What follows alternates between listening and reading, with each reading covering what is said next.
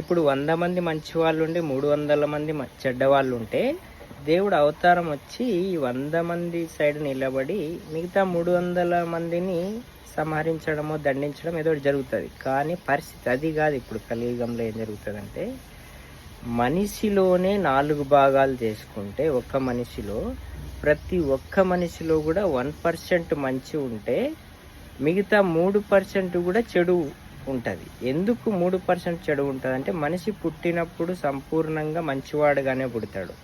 కలియుగ పరిస్థితుల వల్ల మన చుట్టూ ఉన్న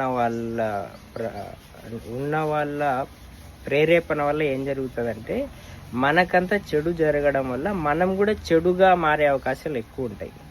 కలియుగంలో ప్రతి ఒక్కరు కూడా అలానే ఆలోచిస్తారనమాట. మనం అందరూ ఇలాంటి వాళ్ళే కూడా కదా, మనం కూడా ఇలానే అనే పరిస్థితి పోవడం వల్ల ప్రతి ఒక్కరిలో కూడా 3 భాగాలు చెడు ఉంది.